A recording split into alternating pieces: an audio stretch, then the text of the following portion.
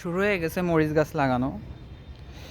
বর্ষাকে কেন্দ্র করে মরিচ গাছগুলো লাগানো হয়ে গেছে, আরও লাগাবো।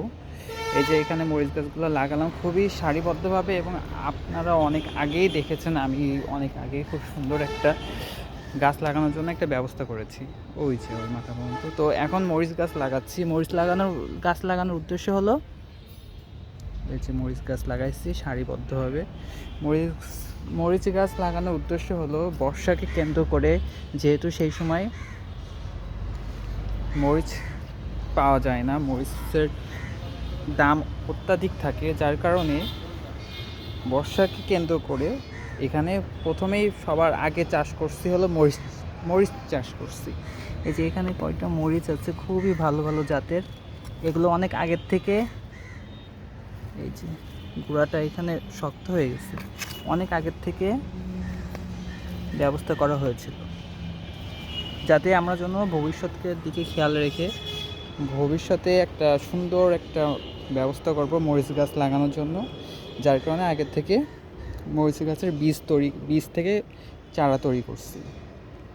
এখন এগুলো সব সুন্দরভাবে রোপণ করে ফেলবো বর্ষাকে কেন্দ্র করে।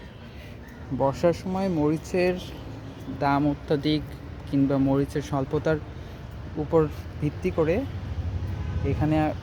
এখানেও মরিচ গাছের বীজ লাগানো রয়েছে। সব মরিচ লাগাই ফেলবো খুব সুন্দরভাবে। মাশাআল্লাহ মাশাআল্লাহ, আল্লাহর রহমতে খুব সুন্দর ফলন আসবে, এবং এখানে পানি জমাটের কোনো সম্ভাবনা নাই, একদমই নাই, কারণ এটা ঠিক সেভাবে করেই তৈরি করেছে। মাশাআল্লাহ। আর আরও অনেক কাজ বাকি আছে। এখানে পেঁপের চারাও তৈরি করছি, ভালো জাতের পেঁপের চারা। আলহামদুলিল্লাহ, আল্লাহর রহমতে খুব দ্রুত পেঁপের চারাটাও লাগাই ফেলবো। আপাতত এখন মরিচের কাজটা করে ফেলবো, কারণ এই বর্ষার টাইমে এখনই লাগাতে হবে, তাহলে গাছ বেঁচে যাওয়ার সম্ভাবনা বেশি থাকবে, এবং পরবর্তীতে ফুলও এসে যাবে 1 মাসের মধ্যে। আস্তে আস্তে করে সব রোপণ করে ফেলবো, যেমনটা এই যে এখন এখানে রোপণ করেছে।